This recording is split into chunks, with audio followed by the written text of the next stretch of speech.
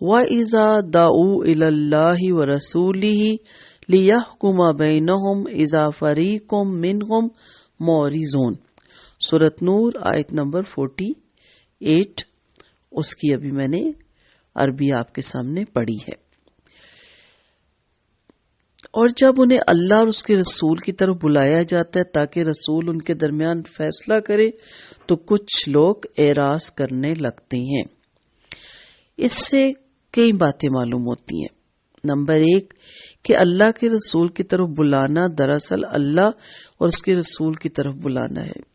رسول کی دعوت اور رسول کی طرف دعوت دراصل اللہ کی دعوت اور اللہ کی طرف دعوت ہے۔ دوسرا یہ کہ رسول کا فیصلہ حقیقتاً اللہ ہی کا فیصلہ ہوتا ہے۔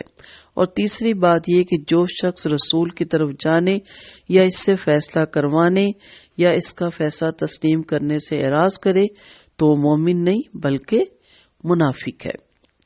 واضح ہے کہ اس آیت کا حکم آپ صلی اللہ علیہ وسلم کی زندگی تک ہی محدود نہیں، بلکہ آپ کے بعد کوئی بھی اسلامی حکومت جس میں عدالتیں کتاب اللہ اور سنت رسول کے مطابق فیصلہ کرتی ہوں، اور ایسی عدالت کی طرف سے اگر کسی شخص کو بلاوا یا سمن آئے تو اللہ اور اس کے رسول کی طرف سے ہی بلاوا سمجھا جائے گا، اور اس سے اعراض کرنے والا مومن نہیں بلکہ منافق ہے۔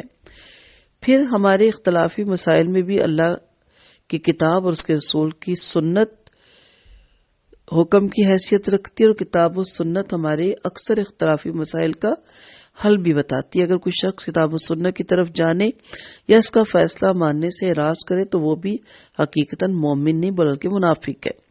مقلد حضرات کے لیے بھی یہ آیت لمحہ فکریہ ہے، جن میں سے بعض کا تو یہ حال ہے کہ جب ان سے کتاب و سنت کے مطابق فیصلہ کرنے کو کہا جائے تو پشو پیش کرنے لگ جاتے ہیں اور چل دیتے ہیں، اور بعض یوں کہہ دیتے ہیں کہ ہمارے امام صاحب کو بھی یہ آیت اور حدیث معلوم تھی، آخر انہوں نے بھی کسی دلیل سے آخذ کیا ہوگا، اور وہ دلیل ہمیں جاننے یا سمجھنے کی ضرورت نہیں کیونکہ ہم مقلد ہیں۔ آپ دیکھیں کہ بعض مواقع ایسے بھی گزرتے ہیں جس میں ہمارے یہاں کے امام عالم جن کے بہت سے پیروکار ہیں اور ان کی بات پہ بیعت کرتے ہیں، ان کی بات پہ بعض غیر مسلم اسلام بھی لاتے ہیں، لیکن جب وہ بدعتوں میں شریک ہوتے ہیں تو کوئی بھی نہیں اٹھ کے کہتا کہ یہ تو بدعت ہے، ہر کوئی ان کے پیچھے چل پڑتا ہے۔ ان کا بدعت میں جانا اس بات کی دلیل ہے کہ یہ صحیح ہے، یہ بدعت نہیں ہے، اور کوئی تحقیق کرنے کی بھی کوشش نہیں کرتا کیونکہ وہ اس عالم کا مقلد ہوتا ہے۔ آج کے اس پرفتنہ دور میں یہ چیزیں بہت دیکھنے کو مل رہی ہیں۔ بڑے بڑے عالم بھی ایسی فنکشنز پہ جس میں مہندیاں ہیں، اپٹن ہیں، اس طرح کی چیزیں ہیں، ایسے بھی عالم تو گزرے ہیں جنہوں نے جہیز کے خلاف آواز اٹھائی، جنہوں نے برات کے کھانے کے خلاف آواز اٹھائی۔ ایسے بھی عالم ہیں کہ انہوں نے ایسی جگہوں پہ نکاح کرنے سے انکار کر دیا، وہاں جانے سے انکار کر دیا جہاں برات کا کھانا ہو۔ لیکن ہمارے یہاں میلاد پہ بھی بڑے بڑے علماء آ رہے ہیں، فنکشنز میں جہاں قوالیاں ہوتی ہیں، نعتیں میوزک کے طرز پہ گائی جاتی ہیں، وہاں پہ بھی علماء آئے ہوتے ہیں۔ یہ سب کیا ہے؟ آپ سوچیں نا، یہ لمحہ فکریہ نہیں ہے کہ اللہ اور اس کے نبی کی دعوت کی طرف بنانا وہ مشکل لگتا ہے آنا؟ یہ الفاظ بتا رہی ہیں نا، لِيَحْكُمَ بَيْنَهُمْ، یعنی رسول کا فیصلہ اللہ کا فیصلہ ہے اور اس کا حکم اللہ کا حکم ہے۔ رسول کی طرف بلایا جانا صرف رسول کی طرف بلایا جانا نہیں بلکہ اللہ اور رسول دونوں کی طرف بلایا جانا ہے۔ اس آیت میں اور اس سے اوپر والی آیت میں کوئی شبہ نہیں رہ جاتا۔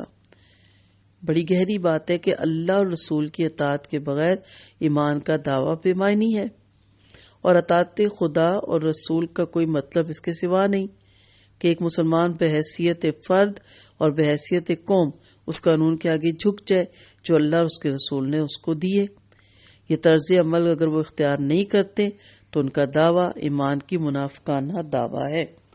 سو غور کیا کریں، یہ جتنی بھی ہماری رسومات، خرافات، توہمات، وہمات ہیں اور بدعات ہیں، یہ کہاں سے آ گئے ہیں؟ یہ اللہ کا حکم نہیں، یہ میرے نبی کا حکم نہیں۔ تحقیق نہیں کر سکتے آپ، اور چھوڑ نہیں سکتے تحقیق کے بغیر، کیوں؟ کیونکہ ہمارے عالم نے یہ کہا ہے، ہم مقلد ہیں ان کے، یا ہمارے خاندان میں چلا آ رہا ہے، ہمارے آباء و اجداد یہ ریت چھوڑ کے گئے تھے، ہم اسی کو نبھا رہے ہیں۔ کیوں بھائی؟ کہتے جی بڑوں کی بات ماننی چاہیے، بڑے چاہے جہنم میں لے جائیں۔ ایسا نہیں ہے۔ اولو الامر کے بارے میں بھی کہا گیا کہ وہ آپ کو جو حکم دے بجا لائیں، لیکن اگر وہ کوئی ایسا کام کرے جو آپ کی آخرت خراب کرتا ہے، آپ نے فوراً انکار کرنا ہے۔ اطاعت جو ہے وہ اللہ اور رسول کی اطاعت میں حکم ماننے کی ہے نا، اس سے ہٹ کے تو نہیں ہے، مخلوق کی اطاعت تو نہیں کرنے کے لیے کہا گیا۔ تو بڑی گہری آیتیں ہیں، چھوٹی چھوٹی آیتیں ہیں، لیکن ہلا دینے کے لیے کافی ہیں، تو ضرور ان آیتوں پہ غور کیجیے گا۔ السلام علیکم ورحمۃ اللہ وبرکاتہ۔